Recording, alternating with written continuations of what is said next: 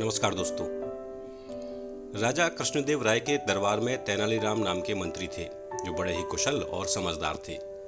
एक बार महाराज के सामने ऐसा मामला आया कि उनके लिए न्याय करना मुश्किल हो गया। ऐसे में तेनालीराम ने सूझबूझ से काम लिया और राजा की उलझन सुलझाई। हुआ यूं कि एक दिन नामदेव नाम का एक व्यक्ति राजमहल में आया और न्याय की गुहार लगाने लगा। राजा ने उससे पूछा कि तुम्हारे साथ किसने अन्याय किया है।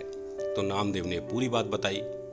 नामदेव ने बताया कि वो कल अपने मालिक के साथ कहीं जा रहा था तो उसे रास्ते में एक पोटली मिली जिसमें 2 चमकते हीरे थे।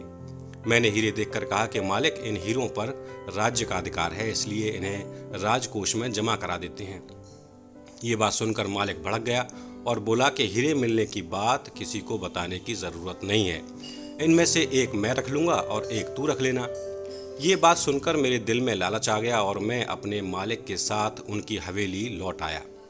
हवेली आकर मालिक ने मुझे हीरा देने से इनकार कर दिया। महाराज, मुझे न्याय दीजिए। नामदेव का दुखड़ा सुनकर महाराज ने तुरंत नामदेव के मालिक को दरबार में पेश होने का आदेश दिया। नामदेव का मालिक बहुत कपटी था। दरबार में आकर बोला कि महाराज, ये बात सच है कि हमें हीरे मिले थे, लेकिन वो मैंने नामदेव को दे दिए थे।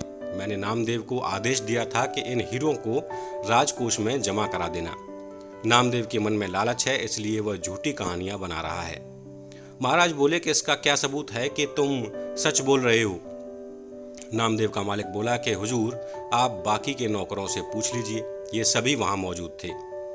जब राजा ने अन्य 3 नौकरों से पूछा तो उन्होंने भी यही कहा कि हीरे नामदेव के पास हैं।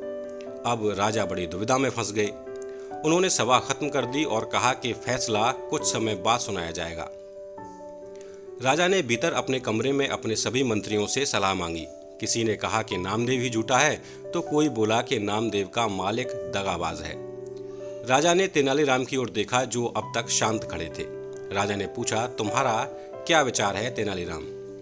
तेनालीराम बोले कि अभी दूध का दूध और पानी का पानी हो जाएगा, लेकिन आप सभी को कुछ समय के लिए पर्दे के पीछे छुपना होगा। राजा इस मामले को जल्दी से जल्दी सुलझाना चाहते थे, इसलिए वो पर्दे के पीछे छुपने के लिए राजी हो गए। अब शाही कमरे में सिर्फ तेनालीराम नजर आ रहे थे। उन्होंने अपने सेवक को आदेश दिया कि तीनों नौकरों को एक एक करके मेरे सामने पेश किया जाए। सेवक पहले नौकर को लेकर हाजिर हो गया। तेनालीराम ने उससे पूछा कि क्या तुम्हारे सामने मालिक ने नामदेव को हीरे दिए थे? गवाह ने हामी भरी। अब तेनालीराम ने उसे एक कागज और कलम देकर कहा, तुम उस हीरे का चित्र बनाकर दिखाओ।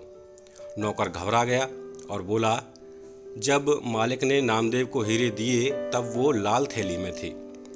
तेनालीराम ने कहा, अच्छा चलो तुम यहीं खड़े रहो। इसके बाद दूसरे नौकर को बुलाने का आदेश दिया गया। दूसरे नौकर से भी तेनालीराम ने यही पूछा, अगर तुमने हीरे देखे थे तो उनका चित्र बनाकर दिखाओ। नौकर ने कागज लेकर उस पर 2 गोल गोल आकृतियां बना दी। अब तीसरे नौकर को बुलाया गया।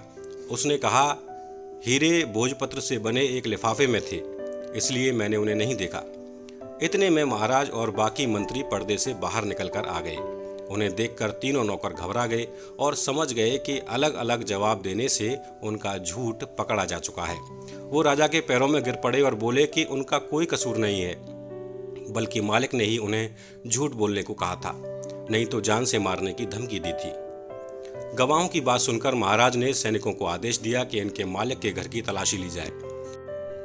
तलाशी लेने पर दोनों हीरे मालिक के घर से मिल गए। इस बेईमानी के कारण उसे 1000 स्वर्ण मुद्राएं नामदेव को देने का आदेश दिया गया और 20,000 स्वर्ण मुद्रा का जुर्माना भी लगा। इस तरह तेनालीराम की होशियारी से नामदेव को न्याय मिला और वो राजा के दरबार से खुश होकर लौटा। दोस्तों, इस कहानी से हमें यही शिक्षा मिलती है कि सच ज्यादा समय तक छिपा नहीं रह सकता, इसलिए कभी झूठ का सहारा नहीं लेना चाहिए। साथ ही लालच का परिणाम हमेशा बुरा ही होता है। कहानी पसंद आई है तो ज़्यादा से ज़्यादा शेयर करें और आपके अपने चैनल पॉजिटिव बातें को सब्सक्राइब कर लें। धन्यवाद।